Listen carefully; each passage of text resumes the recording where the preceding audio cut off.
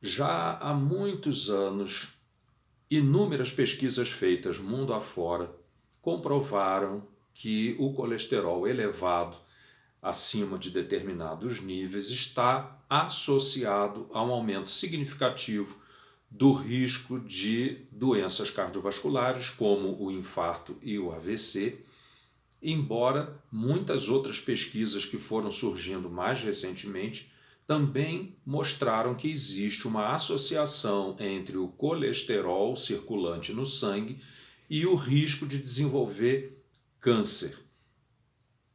Existe hoje em dia uma tendência muito grande de circulação de notícias falsas que tentam contradizer as informações que são divulgadas pelos meios científicos e muitas vezes até mesmo profissionais de saúde podem cair nessa mentira e até propagar determinadas informações que não são verdadeiras. É muito importante ter o acesso às informações originais, ler os trabalhos originais, ler os posicionamentos das sociedades médicas, das sociedades científicas da área médica de vários países, porque é através desses consensos que vão sendo publicados que se pode ter com mais segurança a informação correta para passar para as pessoas, de modo geral, para os pacientes no consultório.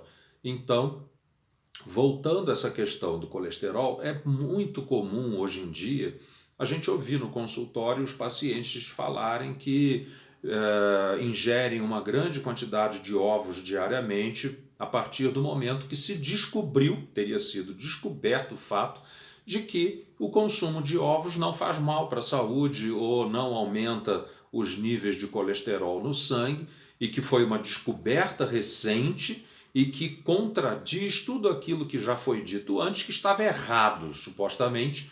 Então, agora a verdade é: ovo não faz mal, pode-se comer ovo à vontade. E de fato, tem muita gente que come, por recomendação inclusive de nutricionistas, uma grande quantidade de ovos. Tem gente que come um absurdo de meia dúzia de ovos ou mais por dia, acreditando que estão fazendo uma coisa muito boa para a sua saúde. E aí então a gente precisa de vez em quando fazer alguns esclarecimentos, né?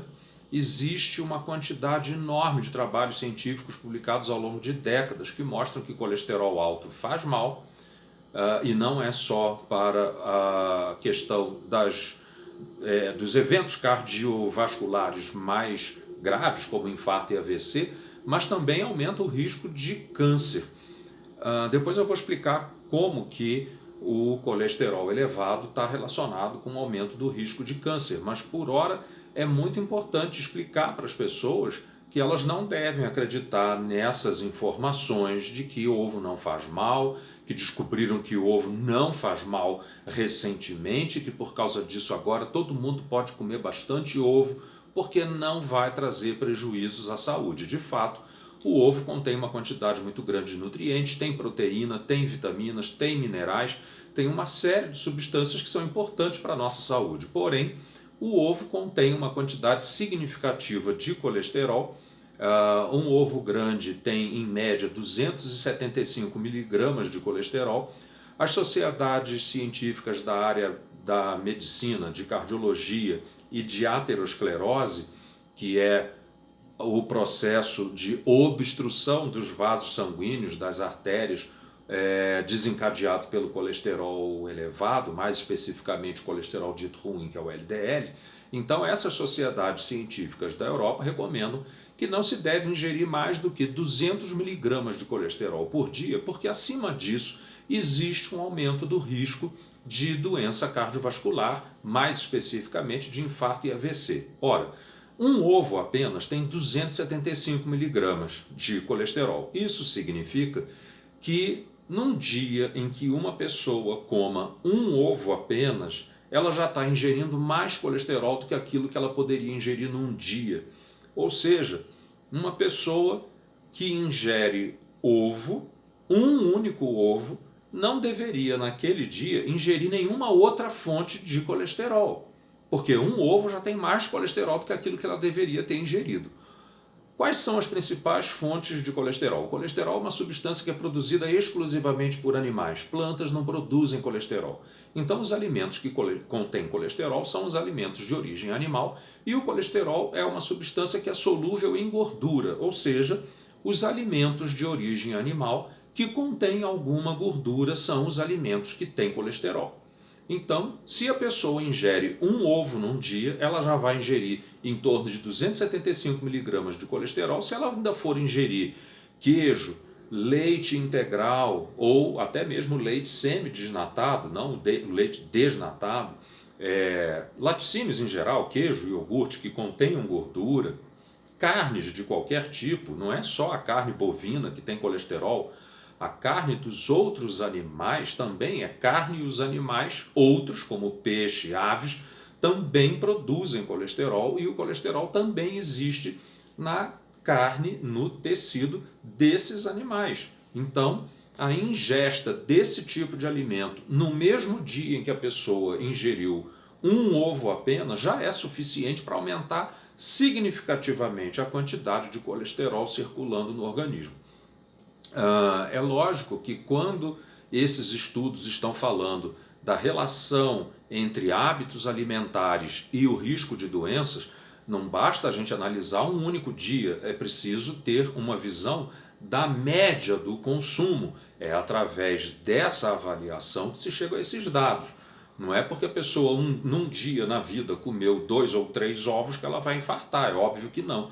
Mas na média, se a pessoa mantém esse consumo de determinado tipo de alimento e ainda se soma outros tipos de alimento que também contêm colesterol, essa pessoa acaba ficando com níveis de colesterol acima do ideal. E o que é um nível de colesterol acima do ideal, que é o risco que leva a um aumento, um nível que leva ao aumento do risco de infarto e AVC, principalmente, que são os desfechos mais graves, que são consequências do colesterol elevado.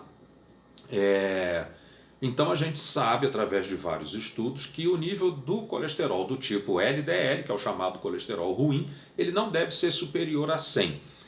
Na verdade, quanto mais alto é o nível do colesterol LDL, pior é para a saúde. E quanto mais baixo, menor é o risco de eventos cardiovasculares, especificamente aqui falando em infarto e AVC. Então, quanto mais baixo, melhor, quanto mais alto, pior, mas existe um valor de corte, que é o de 100, que é considerado aquele limite aceitável para pessoas que não têm outros fatores de risco importantes para a doença cardiovascular. E é muito comum os pacientes chegarem na consulta com vários resultados de exames de colesterol, todos muito acima do colesterol LDL, muito acima de 100, ao longo de anos e anos. E nunca receberam uma informação de que elas deveriam fazer, inicialmente, uma modificação do hábito alimentar, entender quais são as fontes de colesterol dos alimentos e que elas deveriam, então, evitar ou pelo menos diminuir significativamente a ingesta desse tipo de alimento na sua alimentação, no seu hábito alimentar, né? E, por outro lado, fazer o acompanhamento para que, se porventura a modificação do hábito alimentar não seja suficiente para reduzir os níveis do colesterol LDL para níveis aceitáveis de risco baixo, então é necessário usar medicamentos que auxiliem na redução do colesterol ruim. E aí existe uma outra questão, que é: quais são os outros fatores de risco que também interferem na chance da pessoa desenvolver infarto e AVC e que devem ser levados em conta também quando se analisa o valor do colesterol ruim naquele indivíduo. Então, por exemplo, as pessoas que são fumantes têm um risco muito maior de doença cardiovascular, além de vários outros problemas.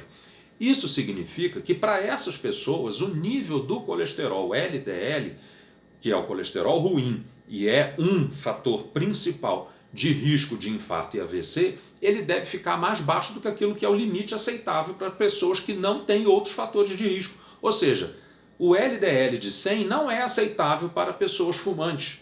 O nível do colesterol LDL deve ser de no máximo 70 para quem é fumante. Mas se a pessoa tiver outros fatores de risco principais, como por exemplo diabetes, O diabetes é uma doença que leva a um aumento muito grande do risco de infarto e AVC, além de vários outros problemas, insuficiência renal, perda da visão por degeneração da retina, risco aumentado de demência de vários tipos, tanto a demência vascular como a demência de Alzheimer, e tudo isso também está relacionado com o colesterol LDL. Então é muito importante reduzir mais ainda os níveis do colesterol LDL, colesterol ruim, quando a pessoa é diabética. Se for diabética e fumante, mais reduzido ainda deve ser o nível aceitável do colesterol LDL. Então isso pode fazer com que seja necessário reduzir os níveis do colesterol LDL numa pessoa que é diabética e hipertensa,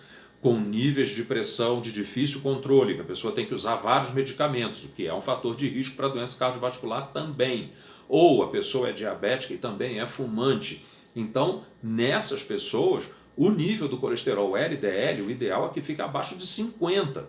Então, seria menos da metade daquilo que é o aceitável para a população geral que não tem fatores de risco principais para a doença cardiovascular. Então, uma população adulta, onde o indivíduo não é hipertenso, não é diabético, não é fumante, não é obeso, né? Então, essas pessoas podem ter o colesterol abaixo de 100, mas se tiverem esses outros fatores, a gente vai diminuindo.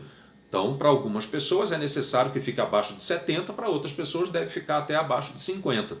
De modo geral, esses níveis muito baixos de colesterol LDL, que aliás não trazem nenhum problema para a saúde do indivíduo, como durante algum tempo se questionou, chegaram depois à conclusão de que não existe nenhum problema na redução acentuada dos níveis de colesterol, porque ele nunca chega a um valor próximo de zero. A gente consegue produzir colesterol suficiente para atender às necessidades de todos os nossos tecidos e nossas células que precisam do colesterol para a formação das suas membranas, que formam as células, que formam os tecidos. O colesterol também é usado para produzir várias outras substâncias no organismo, inclusive alguns hormônios. Então a gente precisa do colesterol, mas o nosso organismo consegue produzir todo o colesterol de que nós necessitamos, mesmo quando a gente faz tratamento para redução do colesterol.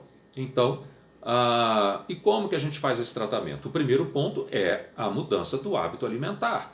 E tem que se entender que é muito importante a redução da ingesta de alimentos de origem animal que contém colesterol. E aí está incluído o ovo, as carnes em geral, aquelas que são carnes vermelhas e com gordura visível, com gordura aparente, são as que têm mais colesterol. Mas isso não significa que uma carne vermelha sem gordura visível tenha pouco colesterol, e isso também não significa que as carnes brancas, a carne das aves ou mesmo os peixes têm pouquíssimo colesterol. Eles simplesmente têm um pouco menos do que as carnes vermelhas, que são mais ricas em colesterol, contém uma quantidade maior de colesterol e de algumas outras substâncias que também acabam sendo prejudiciais à saúde, mas que não vem ao caso aqui discutir, abordar esse outro aspecto, principalmente com relação à doença cardiovascular.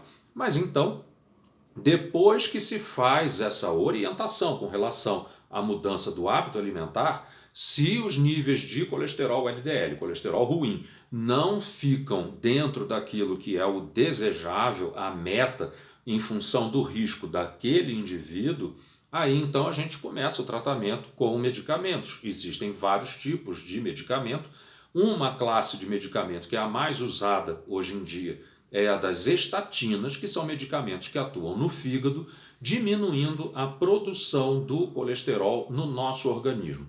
Algumas pessoas dizem, o meu colesterol é genético, ele não tem relação com a alimentação, então eu não preciso fazer dieta porque não interfere no meu colesterol. E isso é um equívoco muito grande, é um erro de interpretação, né, daquilo que a pessoa ouviu como sendo uma explicação. A produção do colesterol ocorre no corpo de todas as pessoas e é determinado geneticamente. Nós temos enzimas, nós temos proteínas que fabricam o colesterol, e a informação para produzir essas enzimas no nosso organismo está no nosso material genético. Então todos nós temos informação genética para produzir colesterol. Algumas pessoas têm mesmo algumas características genéticas que fazem com que elas acabem produzindo uma quantidade bem maior de colesterol. Mas isso não significa que a pessoa que tem colesterol elevado tem o colesterol elevado por causa de uma característica genética, e o colesterol dos alimentos não interfere em nada. Na verdade, o colesterol que vem com os alimentos para dentro do nosso corpo, ele se soma àquele colesterol que é produzido por determinação genética. Então, mesmo para uma pessoa que tenha um componente genético no seu colesterol elevado, a mudança de hábito alimentar continua sendo válida. Diminuir a ingesta de alimentos que são fontes importantes de colesterol vai ajudar a reduzir o colesterol nessas pessoas que têm o colesterol elevado por motivo genético. Agora, quando a modificação do hábito alimentar não é suficiente, entram então os medicamentos. O principal deles é esse dessa classe das estatinas, que vai atuar no fígado diminuindo a produção do nosso colesterol, mas não afeta em nada a absorção do colesterol que vem com os alimentos. Então, o fato da pessoa estar tomando uma estatina para reduzir o colesterol não significa que ela está liberada para comer todas as fontes de colesterol dos alimentos, porque isso não vai dar certo. O nível de colesterol vai continuar acima daquilo que é o ideal para a redução do risco de doença cardiovascular, infarto e AVC naquele indivíduo. Existe quase que uma lenda também circulando e que muita gente ouve e reproduz isso até dentro do consultório, que as estatinas causam muito mal, que elas têm uma quantidade enorme de efeitos colaterais, ou que elas produzem sempre dor muscular. É muito comum as pessoas chegarem já com essa ideia pré-concebida, dizendo que não querem tomar estatina, apesar do colesterol estar elevado, porque elas sabem que as estatinas provocam dores musculares, e às vezes a pessoa até já tem dor muscular por algum motivo, ou uma pessoa idosa que tem artrose, tem dores nas juntas, tem um problema de coluna, e em função disso a pessoa acredita que se ela fizer uso de estatina para baixar o colesterol vai piorar das dores. O que a gente sabe com relação a isso é que a incidência de efeito colateral das estatinas é extremamente baixa. Esse é o primeiro ponto. Então, um dos efeitos possíveis, efeitos colaterais das estatinas, realmente é um problema de dor muscular. E isso é extremamente raro de acontecer. E quando acontece com um medicamento, pode ser que não aconteça com outros da mesma família. Então, quando a pessoa tem uma reação dessa, de dores no corpo por causa da estatina, a primeira coisa é suspender o medicamento e ver se a dor realmente desapareceu, porque eventualmente a dor não era provocada pela estatina. Então, se tirando o medicamento, realmente a pessoa não sente mais dores, podia ser daquela estatina, mas isso não quer dizer que a pessoa vai ter essa reação com todas as outras drogas, né, os medicamentos que são da mesma família. Então a gente passa para uma outra estatina diferente e verifica se a pessoa vai ter alteração. Existe uma outra alteração, que essa é mais séria do que uma simples dor, que é uma coisa que incomoda bastante, mas que é uma alteração que a pessoa pode não sentir absolutamente nada, que ocorre também no músculo, e que é o aumento de uma enzima chamada de CPK.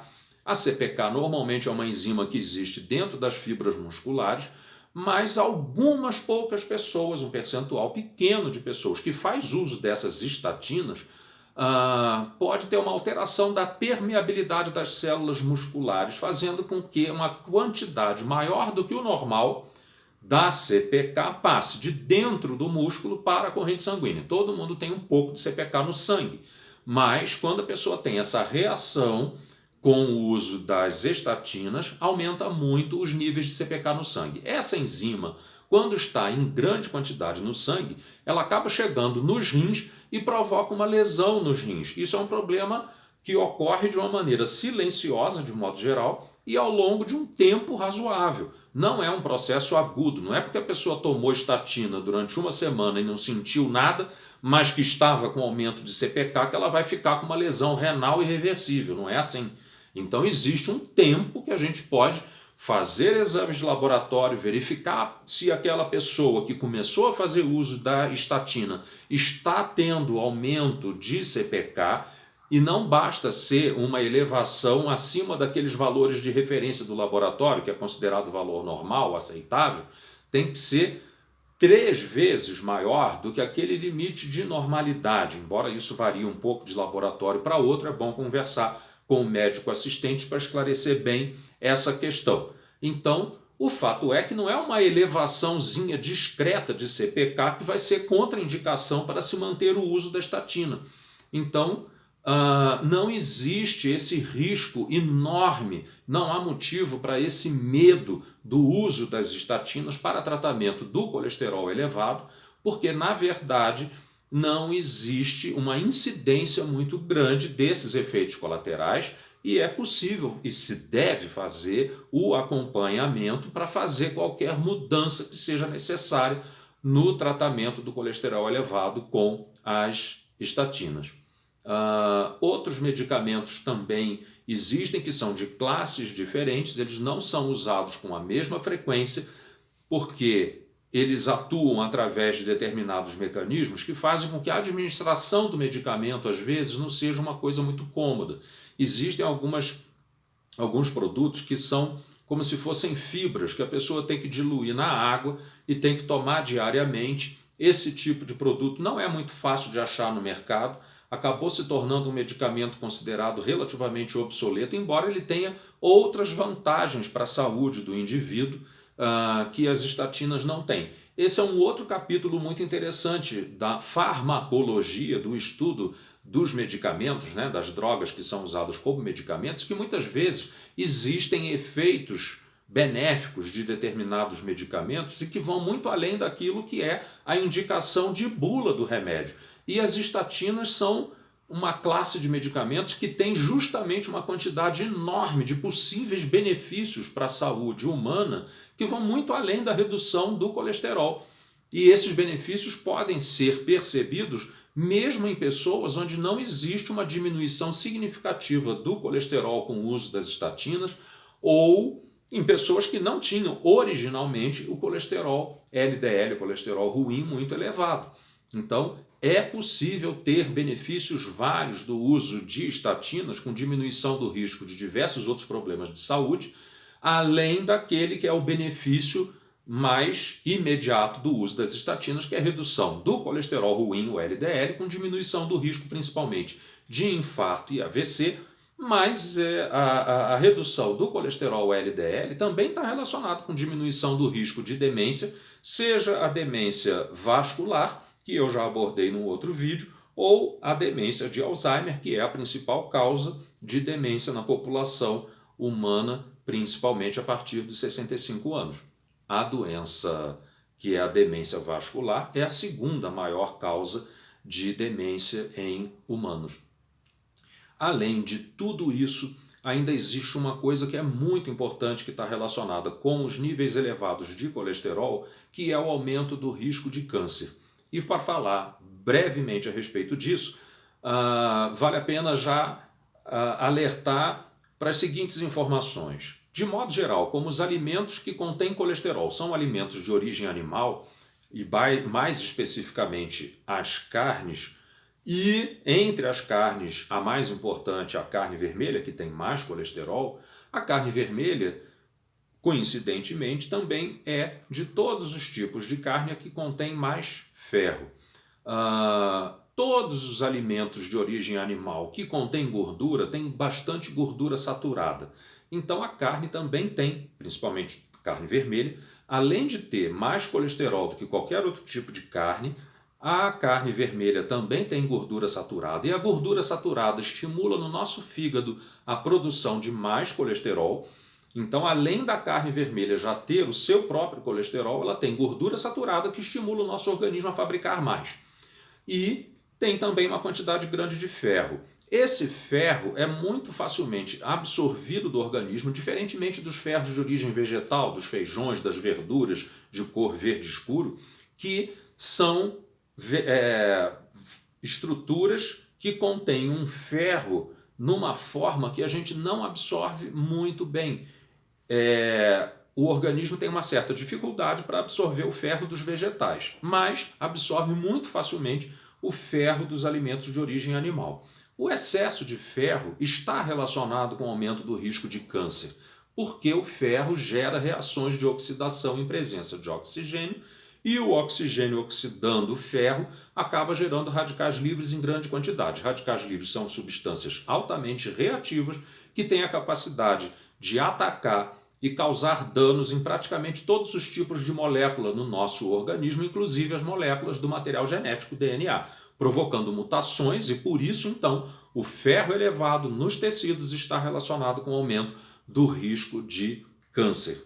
Mas a carne vermelha, então, acaba sendo um grande vilão dessa história.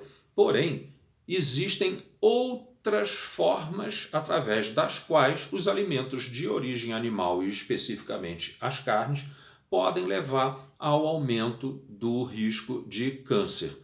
Tanto o colesterol quanto as gorduras saturadas têm a capacidade de estimular nas nossas células a ativação de enzimas que são relacionadas com a resposta inflamatória. E são proteínas, essas inflamatórias, que a gente não mede corriqueiramente em exames de laboratório, apenas em centros de pesquisa. Então a gente tem o fator de necrose tumoral alfa, a IL-6 e IL-1, essas são proteínas principais que estão relacionadas com a ativação de um processo de inflamação. O processo de inflamação leva a uma ativação da proliferação de várias células e também leva ao aumento da produção de radicais livres dentro das células. Então, com isso, a inflamação crônica acaba facilitando também o desenvolvimento do câncer. A gordura saturada e o colesterol contribuem para isso. Então, por causa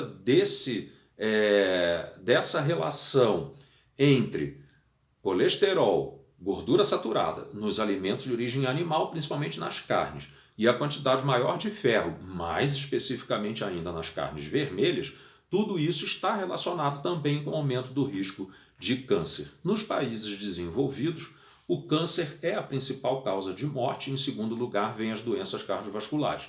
Nos países em desenvolvimento, a gente está começando a chegar lá nessa situação em que o câncer mata mais pessoas do que as doenças cardiovasculares. Por ano, são cerca de 20 milhões de novos casos diagnosticados de câncer no mundo, e apesar de todos os avanços nos tratamentos dos mais vários tipos, nos tratamentos do câncer, são cerca de 10 milhões de pessoas que morrem por ano em decorrência do câncer avançado.